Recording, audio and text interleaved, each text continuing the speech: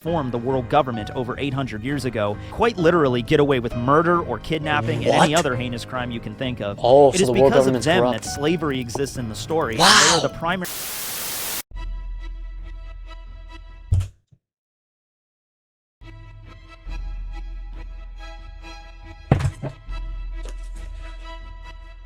Growing up, I was probably the biggest comic book fan. DC, specifically Batman, Superman. Either way, I've always been into that North American sphere. I never really got into anime. So now, when I hear about this show One Piece, has thousands of episodes that we check out on stream, and one of the first things you guys tell me is, this is the most sold comic book type of thing ever, surpassing even Superman and Batman. So I'm thinking, did I miss out a part of my childhood? But even most importantly, is this even good? Today we'll be watching One Piece explained in 12 minutes. We're gonna skip one point of the video you guys told me that has spoilers. I'm a doubter. I'm not hating, but we checked out some of the openings, and I see a lot of potential in this. Pirates. Broadly speaking, a pirate is any person or group that has raised a Jolly Roger on their ship and directly flaunts the laws of the world government. Each pirate has their own goals, ambitions, and motives, but the vast majority of them seek treasure, fight the Marines, and resist the status quo. In the early drafts of the story, Oda intended there to be two different types of pirates, Peacemains and Morganeers. Peacemains are the adventure-loving pirates that set sail for the romance of it all, while the Morganeers are the more typical murder and pillaging type of pirate. These concepts didn't make it into the main story, but the overall idea is still there. The four strongest pirates in the world are referred to as the Yonko, the four emperors, and each one has the power to challenge the Marines and world government. The One Piece. Whoa, this looks like the NBA All-Star team. We got this guy just looks like an iconic pirate. The red-haired dude. This dude is probably the most important character. I see him in every opening. He passed on the hat to Luffy, that's what we know. This guy is like Luffy's arch nemesis. This guy's nose looks like a saw. And we have the Joker. And yeah, so there's good pirates and bad pirates, basically. What I predicted, they're actually about freedom. This guy's dream is to just be free. It's more about the journey than the destination. It's more about the friendships. It's more about the life, right? What is the One Piece? Now, this is the game time question. This is the name of the greatest treasure in the world, and it's sought after by most characters. Pirates, Marines, the world government, pretty much everybody wants to find this thing. No one knows what the One Piece is yet. The only person to have reached it in recent years was the Pirate King Goldie Roger and his crew. Anyone that finds the treasure will become the new king of the pirates. Marines. The Marines are the main military arm of the world government and are responsible for enforcing justice in the One Piece world, and they mainly deal with fighting pirates. The Marines are comprised of infantry and officer ranks, with the admirals and fleet admiral being the ones with the most authority and the strongest battle power. Each Marine has their own personal sense of justice that can be incompatible or straight up antithetical. Unclear justice, thorough justice, and lazy justice. Interesting, interesting. So Kareem Abdul on the right is lazy. To be expected. Helping the citizens like of the One Piece 9'11". world. They take their orders directly from the Tenryubito and therefore are not allowed to interfere with slavery or any other nation that is not allied with the world government. Devil fruits. Devil fruits are one of the two main power systems in One Piece. They are mystical fruits that once consumed grant a superpower in exchange for the user being unable to swim. There are three classes of devil fruits. The Logia class grants you the power to turn into an element such as fire, snow, lightning, magma, or mud, becoming intangible once you do so. Zones allow you to transform into animals, including extinct species such as dinosaurs and even mythical creatures like phoenixes. We saw that phoenix. This guy is a whole leopard that's jacked. Okay, and this is Zone. So Zone, I'm guessing, is animals. Logia is elements. Gotcha. Phoenix Eye? Phoenixes. Paramecia are the miscellaneous category and greatly vary in abilities. It's impossible for me... This guy's character is let's just become goo. Is this dude making doors out of air? Is she like that Hindu god? And this dude is... interesting build. We've seen this guy. My theory is that he's like one of the main dudes, like in terms of like one of the main pirates. To give a brief summary of doesn't mean anything. Every single power a Paramecia fruit will give you, but some examples include the power to create and manipulate string, turn your body into any weapon, become a jacket, turn people into toys, turn people into laundry, and even one that lets you come back from the dead. There are also Devil Fruit Awakenings, which increase their power even more, but that's quite rare. The Grand Line. The Grand Line is a particularly treacherous part of the ocean. It circles the entire globe and runs perpendicular to the Red Line. The Grand Line is bordered by the Calm Belt, oceans that have no wind, which makes it very difficult to sail into. It is known as the pirate graveyard since most that venture into it looking for treasure Wow. end up dead. It's the ocean where pirates and marines alike are the most Ooh, active. that looks sick. It is broken into two halves, Paradise and the New World, the latter being more dangerous and where the Yonko are based and the One Piece is located. The only way to navigate the Grand Line is with a special compass called a log pose that locks onto magnetic poles. The Red Line.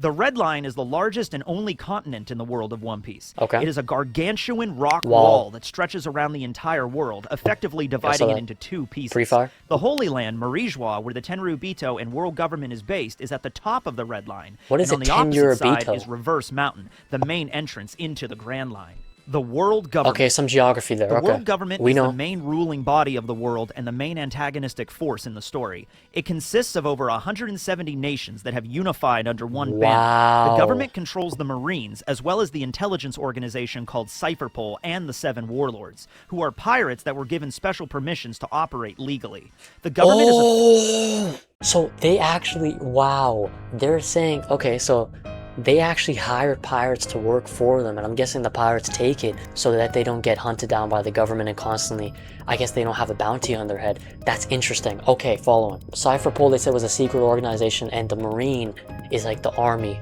for the world government. Okay, and the world government, okay. The government is officially led by the Gorosei, the Five Elders, but there may be more going on behind the scenes. What the hell just The happened there? World Nobles. Wow.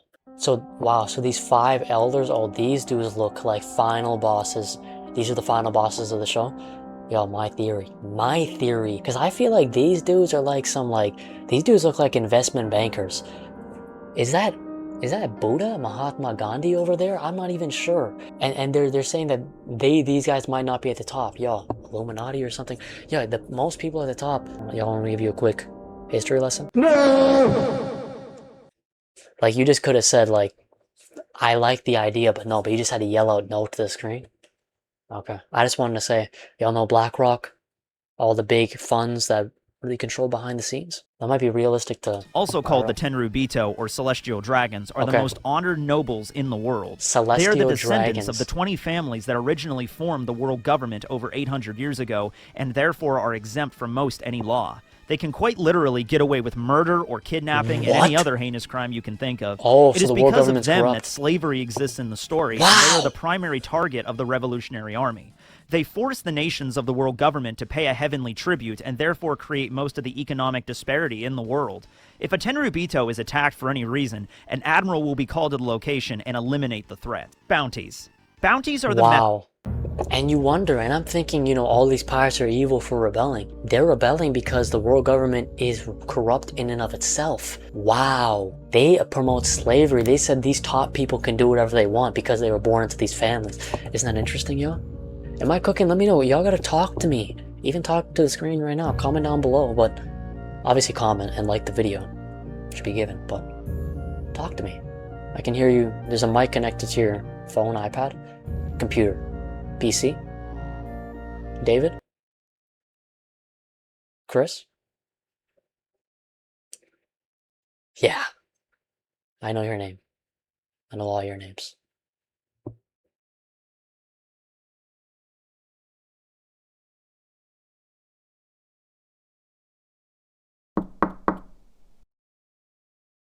in which the Marines and world government rank the danger level of outlaws in the story. These are mostly And reserved the for seven pirates, but they warlords can also avoid this. include bandits and What revolutionaries. was that dude's name? The higher the bounty, the more infamy for pirates, Dead or alive? but they can also include bandits and revolutionaries. The higher the bounty, the more infamy that individual has. The idea is to make it a deterrent for people to become criminals, but most pirates see it as a way to measure their progress. The Revolutionary I Army. like that. This is the main force This is what I fighting wanna know. against the Tenryubito directly, led by Monkey D. Dragon. Their ultimate goal is not to Gotcha. destroy the entire world government, but to remove the Tenryubito from power and establish a new ruling body that promotes fairness, equality, and abolishes Oh, these dudes are my slavery favorite for all the characters. people in the One Piece world. These are my favorite Races. characters. There are several different Those are my races of favorites. characters in the story. Giants, fishmen, merfolk, long legs, long arms, snake necks, What? dwarves, as well as humans. Because of the influence of the world government, several of these races are oppressed and used as slaves. They each have their own Wow. cultures, traditions, and unique fighting styles. Fishmen and merfolk in particular have been beaten down by the world government over the centuries and seek a world of equality where they can live with humans together under the sun. The Will of D. The Will of D is a... Wow, so some of these, I'm guessing the fishmen. Yo, maybe that's connected to like IRL people. Skin tone. That's what I think it kind of connects to. I'm genuinely thinking now, this actually is very similar to real life, y'all. People, shadow people being at the top, corruption, people rebelling, people looking for freedom. It's crazy. Concept that appears frequently in the story. Some characters bear a D as their middle initial without knowing what it stands for, such as Monkey D. Luffy or Marshall D. Teach. People with this initial tend to have similarities, such as them fighting for freedom in different ways, and they all seem to die with a smile on their faces. The Will of D originated during the Void Century and is connected to Joy Boy in some way. They are also known as the enemies of God, and the Tenryubito seem to not like them so much. I have no idea what they're talking about. Finding out what the D means is one of the greatest mysteries of the One Piece story. It's a mystery. So I didn't have to understand that, but some characters have the name D, and they like rebel. Like it's a sign of rebellion, which is sick. That's cool. What does it stand for? D! Yeah! What does it stand for? D! Sky Islands. Sky Islands are islands that float in the sky on special clouds. Sea Kings. Also called Neptunians, are large sea monsters that vary in size, from the smallest being the size of buildings to the largest being well over 5,000 meters tall. The older ones have high levels of intelligence and can only communicate with each other or anyone that possesses the voice of all things. Also, there's a mermaid princess known as Poseidon that's born every few centuries that can also communicate with them, and she has the power to summon them to her will and direct them to destroy the world if she so desired. The Void Century. Whoa. Oh yeah, y'all told me to skip this one too. But y'all told me the Void Century is just a century that the government erased from history. Y'all were helping me out in the Discord. For the Sea Kings, they said what triggered me was a voice of all things. Is that similar to like hearing the music? Like y'all know the famous philosophical quote, can you hear the music? They made a song off of that in Oppenheimer, where can you like understand the underlying things in reality that not a lot of people can realize? Like being aware, like enlightenment in a sense. You know what I'm saying? You said I'm yapping? Ow.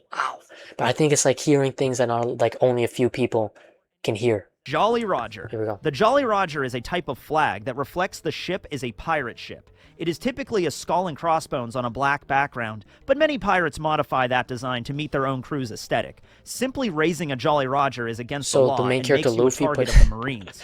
While at first it might seem to be a simple piece of cloth, many pirate crews value their Jolly Roger as if it was their own lives. Losing a Jolly Roger is akin to the death of that pirate crew. The Ancient Weapons. The ancient weapons are 3 weapons named after gods that are capable of destroying the entire world. They consist of Pluton, a large battleship, Poseidon, a mermaid princess with the power to control all sea kings, and Uranus, which is currently unknown. These weapons came into existence during the Void Century by the Ancient Kingdom and are currently sought after by pirates and the world government alike. The Straw Hats. The Straw Hat Pirates are the main characters of the One Piece story. Their captain is Monkey D. Luffy, a man with rubbery devil fruit powers and whose goal is to reach the end of the Grand Line, find the One Piece, and become king of the pirates. He seems so... Roronoa Zoro is the vice captain and swordsman of the crew. His dream is to become the greatest swordsman in the entire world with his son Toryu, 3-sword style. Nami is the navigator, whose dream is to draw a map of the entire world. They all have dreams. Usopp That's is so the sick. sniper.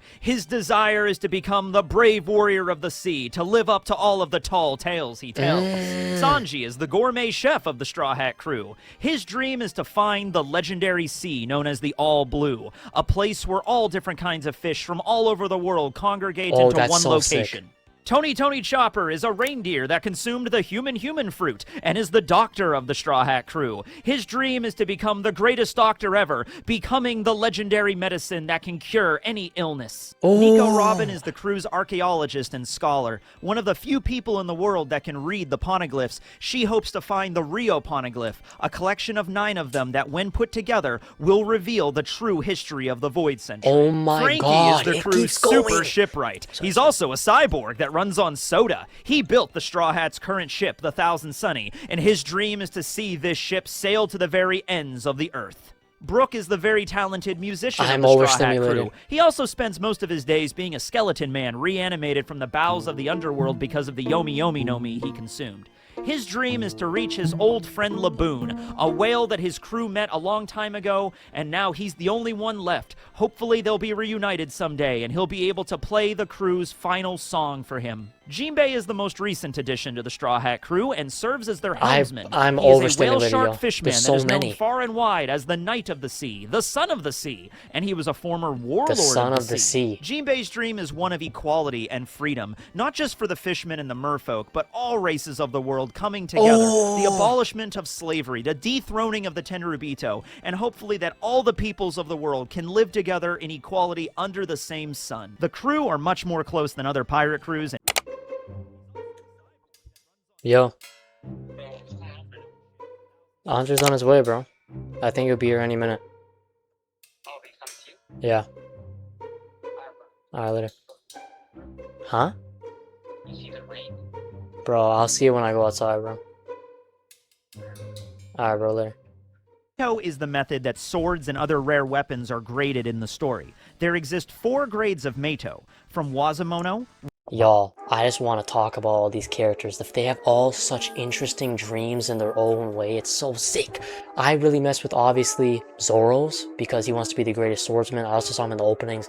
He works out like he's really connected, but I really connect to the main character in terms of the freedom aspect and becoming the top of the pirates.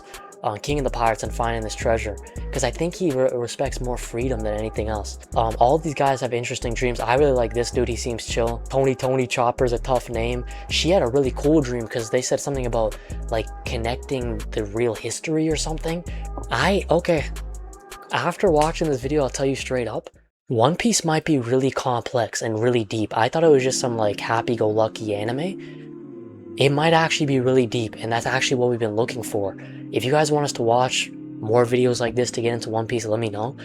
I think it's more of a rebellious story about a corrupt world, corrupt government promoting slavery, where the top can do whatever they want, while there are pirates, normal people who want to chase after their dreams. This dude Gold Roger, who came out of nowhere, found this treasure and now wants to give it to everyone for freedom. I think that's what it's about. Let me know if I'm cooking. Am I a hater, doubter still? Not as much. I'm kind of on a positive look. I'm still doubting a little bit. We gotta watch the show. If you guys want more One Piece, comment down below. Thank you for watching. PDT. This is our community. PDT forever. PDT for life. Wow.